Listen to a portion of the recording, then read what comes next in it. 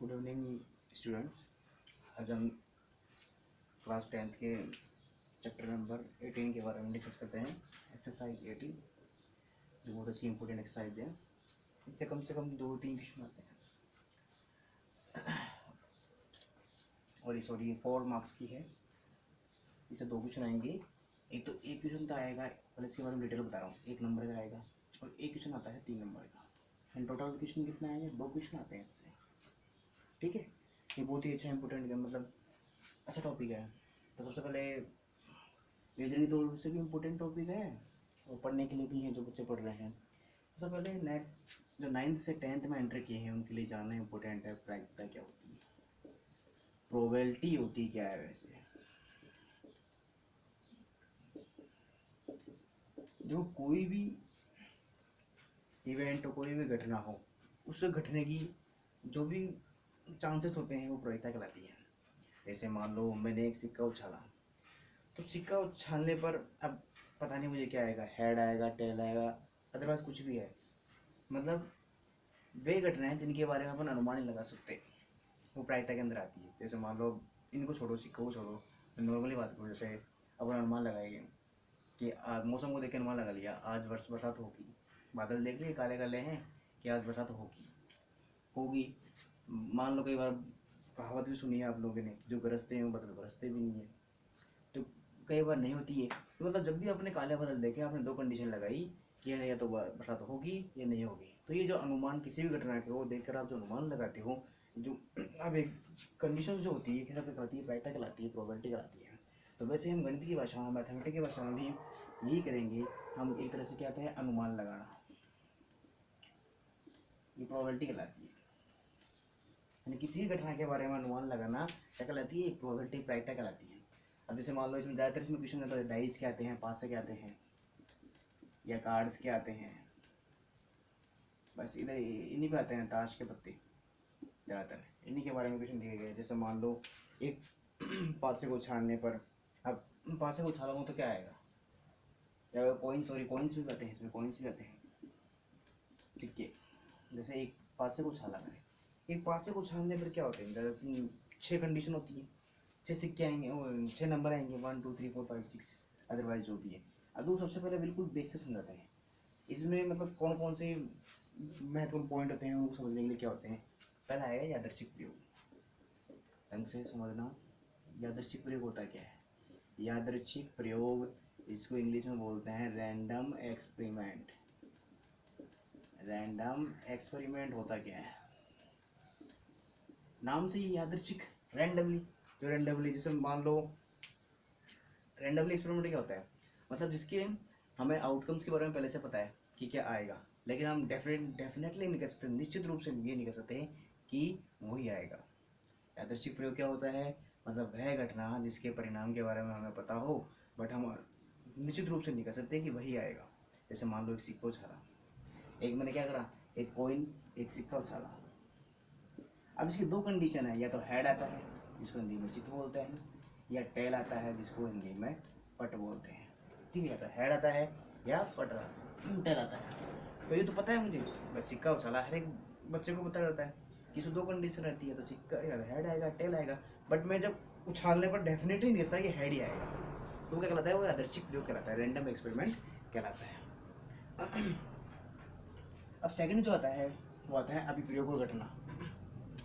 Second point जो है वो है अभिप्रयोग एवं घटना। इसको इंग्लिश में बोलते हैं ट्रायल एंड इवेंट। ट्रायल क्या होता है? जैसे मान लो अभिप्रयोग नाम में है, अभिप्रयोग ट्रायल करना।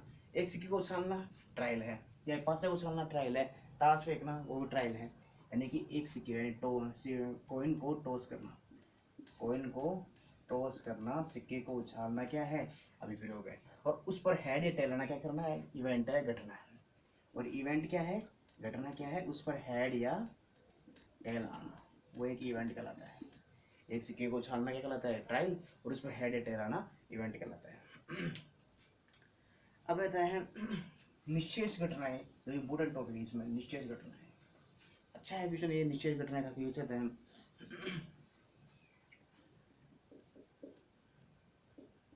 निशेष घटना, जिसको इंग्लिश में बोलते हैं एग्जॉस्टिव इवेंट्स। जैसे मान लो निशेष घटना क्या होती है, नाम ही है निशेष। जैसे मान लो एक जो भी अपन ट्रायल कर रहे हैं, जो भी अपन प्रयोग कर रहे हैं, जो भी प्रयोग कर रहे हैं उसमें जो भी टोटल संभावित परिणाम, टोटल पॉसिबल आउटकम से होते हैं सारे, वो क्या कहलाते हैं, निशेष कहलाते हैं। यानी अपन जैसे मान लो मैंने एक कॉइन है, कॉइन को मैंने थ्रो किया, उछाला, तो उसमें क्या संभावना आती है, दो संभावना आती है साहब, या तो हेड आता है या टेल आता है, इसके अलावा तीसरा कुछ नहीं आता। तो ये दोनों क्या है, इसकी निशेष है। यानी कॉइन को उछालने में कितने दो निशेष आती है, तो हेड और टेल। ऐसे ही बात करूँ मैं डाइस, पासे को उछालने में, डाइस को थ्रो करने पर कितने निशेष घटना आती है, कितने एक्सोजिव इवेंट आते हैं, टोटल 6 आते हैं हमारे, 1 से लेकर 1 2 3 6 नंबर आते हैं। इसी प्रकार यदि कार्ड्स करें तो कार्ड्स में एक्सोटिव इवेंट निशेष घटना कितनी होती है सर, 52 उत्पत्ति होते हैं, 52 कार्ड्स होते हैं। ठीक है, ये निशेष घटनाएं होती है।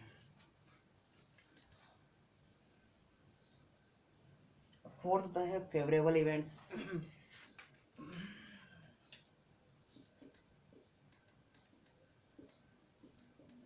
अनुकूल स्थिति, इसको बोलते हैं फेवरेबल कंडीशन। फेवरेबल करता है, फेवरेबल क्या होता है, हम जिसके बारे में स्टडी कर रहे हैं। जैसे मान लो मैंने एक सिक्के को उछाला, इस पर हेड आने की प्रायिकता याद करो, ये टेल आने की प्रायिकता याद करो। जैसे एक सिक्के को उछालने पे, एक कॉइन को टॉस किया, अब मैं पूछ रहा हूँ इस पर हेड आने की। अब कॉइन को मैं पहले तो ये देखो कितनी बार टॉस कर रहे हैं, कॉइन को मैंने एक ही बार टॉस किया, तो उसमें हेड कितनी बार आएगा, हेड तो एक ही बार आएगा।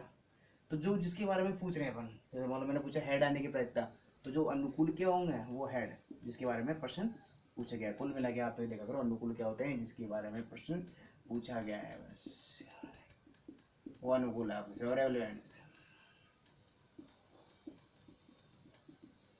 जैसे मान लो एक डाइस थ्रो किया है, एक डाइस थ्रो कर रहा हूँ, इस पर इवन नंबर आने की प्रोबेबिलिटी बतानी है आपको। एक पासा उछालने पर इस पर सम अंक आने की प्रयत्न याद करो। एक डाइस थ्रो करने पर इस पर इवन अंक या इवन नंबर या सम अंक आने की प्रयत्न याद करो। अब डाइस थ्रो करने पर इवन, अब डाइस पर टोटल बताओ हाँ, एक्सोटिव निश्चित स्थितियाँ कितनी होगी, एक्सोटिव इवेंट्स होती है और 1 2 3 से लेकर 6 4 5 और 6, ये होते हैं एक्सोटिव इवेंट्स, निश्चित स्थितियाँ। अब इनमें से हमें क्या है, फेवरेबल क्या है, अनुकूल जो परिणाम स्थिति क्या है, इवन। क्या पूछ रहा है हमारे क्वेश्चन, किसके बारे में पूछ रहा है, इवन नंबर के बारे में। भाई एक पासे को उछालने पर सम संख्या आने की प्रायिकता ज्ञात करनी है हमें, तो सम संख्या क्या है, 2 4 और 6 2 4 6, ये क्या है, इवन नंबर। तो ये क्या है, अनुकूल स्थितियाँ या फेवरेबल कंडीशन से फेवरेबल इवेंट्स बोल दो। फेवरेबल जाहिर सी वाला जिसके बारे में अपन क्वेश्चन पूछ रहे हैं फेवरेबल कहलाता है।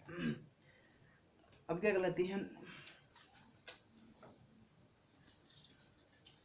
जनरली हम प्रोबेबिलिटी की क्वेश्चन अपवर्ड जी इसको बोलते हैं।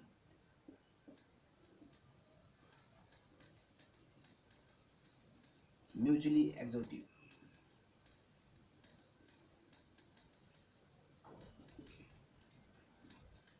परस्पर अपवर्ती घटनाएं। म्यूचुअली एक्सक्लूसिव इवेंट देखो होती क्या है, मतलब दो या दो से अधिक घटनाएं जो एक साथ नहीं होती, वो म्यूचुअली एक्सक्लूसिव इवेंट कहलाती है। जैसे मान लो एक सिक्के को उछालने पर हेड और टेल दोनों साथ आ सकते हैं, ठीक है, तो वो क्या कहलाती है, म्यूचुअली एक्सक्लूसिव इवेंट्स कहलाती है। इसमें ज़्यादा कोई खास चीज दिखना नहीं है। जैसे मान लो एक एक मैंने पासा थ्रो किया, उस पर इवन वो तो आ सकते हैं, देखो उस पर जैसे एक पासे को थ्रो गई, जैसे एक डाइस को थ्रो, एक डाइस को थ्रो करने पर 10 नंबर है, वो जैसे मान लो उसमें क्या है, इवन इवन नंबर आने की प्रयत्न क्या होगी, ये तो एग्जैक्टिव नहीं, म्यूचुअली एक्सक्लूसिव नहीं होगी। म्यूचुअली एक्सक्लूसिव वो इवेंट्स होते हैं जैसे मान लो जिसमें दो घटनाएं साथ घटित नहीं होगी। जैसे मान लो मैंने एक डाइस को भी थ्रो किया और एक कॉइन को भी टॉस किया, थ्रो किया, दोनों को साथ थ्रो करने पर जो घटनाएं क्या होगी, ये म्यूचुअली एक्सक्लूसिव नहीं आती है। मतलब म्यूचुअली एक्सक्लूसिव बोल दो या परस्पर फर्जी घटनाएं वे होती है जो दो या दो से अधिक घटनाएं साथ साथ नहीं हो सकती है। जैसे मान लो मैंने बताया था अभी, एक सिक्के को छानने पर हेड या टेल दोनों साथ साथ नहीं आ सकते हैं, वो क्या गलती है, म्यूचुअली एक्सिक्यूटिव घटना कहलाती है। जैसे अब ताश की मैं गड्डी में से एक पत्ता खींच रहा हूँ, वैसे उस पर तो लागू होगा नहीं। जैसे मैंने बात की थी डाइस पर, डाइस पर तो लागू होगा नहीं। जैसे मैं बात करूँ डाइस को थ्रो करने पर इवन या ओड नंबर बिल्कुल आते हैं, दोनों साथ आते हैं, तो ये म्यूचुअली एक्सिक्यूटिव इवेंट नहीं है। तो मैंने डाइस को थ्रो किया, बताया था मैंने, इस पर इवन या ओड, तो इवन या ओड आएंगे तो ये म्यूचुअली एक्सिक्यूटिव घटना नहीं होगी।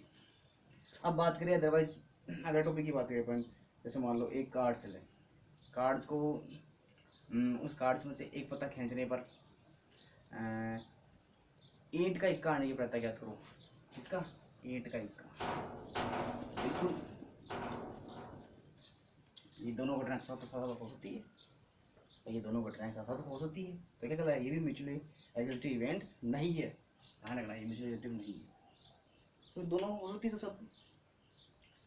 अब डायरेक्ट अपन तो जानते हैं, अब हमारे जो मेन फॉर्मूला की बात करते हैं, तो किसी प्रोबेबिलिटी का जो फॉर्मूला क्या होता है, favourable events upon total events, या आउटकम बोल रहे हैं, हिंदी में बात करते हैं, अनुकूल घटना के अनुकूल परिणामों की संख्या, घटना के अनुकूल परिणामों की संख्या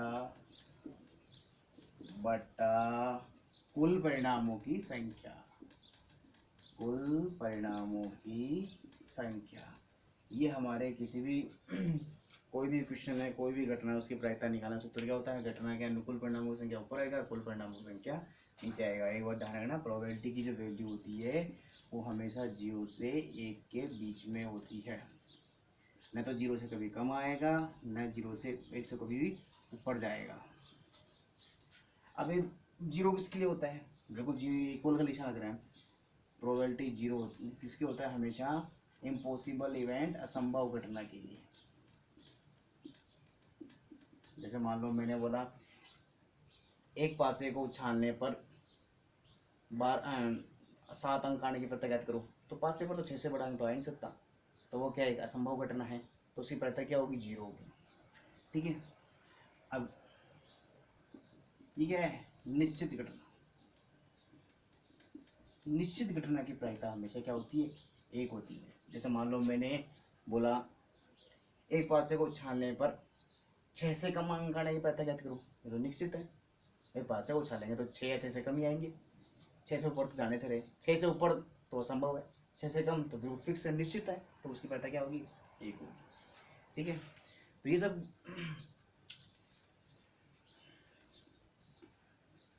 अब जो हमारे जो क्वेश्चंस बनते हैं, जो क्वेश्चंस आते हैं, तो अब एक कंडीशन, एक क्वेश्चन और रह गए। ये तो होती है किसी भी घटना के होने की, अगर मैं इसके ऊपर बार लगा दूं तो टोटल क्या, ये वन क्या है, वन क्या है, कोई घटना है, और ये तो हो गई होना, और ये बार लग गया तो नहीं होना। किसी भी घटना है कोई भी, उसकी 2 कंडीशन होती है, या तो होगी या नहीं होगी, तभी तो प्रायिकता कहलाती है। मैं प्रोबेबिलिटी क्या किसे कहते हैं, मैंने बताया था अभी स्टार्टिंग में एग्जांपल देता कि अपन बादलों को देख के अनुमान लगाते हैं, या तो आज बरसात होगी या नहीं होगी। प्रोबेबिलिटी वो होती है, चांस वो होता है किसी घटना के या तो होना या नहीं होना, प्रोबेबिलिटी कहलाती है, तो उसको 1 मान लिया। तो P A plus P A bar बराबर इक्वल 1, या तो घटना घटेगी या नहीं होगी, दोनों मिलाकर क्या होगी, 1 के इक्वल होगी। यानी कभी भी हमें यदि पी ए बार निकालना हो तो 1 माइनस पी ए, ये क्वेश्चन है, इम्पोर्टेंट है। यदि हमें इस पर क्वेश्चन आ चुका है 1 नंबर क्वेश्चन, पी ए बार निकालना हो तो 1 माइनस क्या है, पी ए है। ऐसे क्वेश्चन करते हैं इसके ऊपर, 2017 में आया था क्वेश्चन, 18 में क्वेश्चन आया था। पी ए कितना है, 0.6,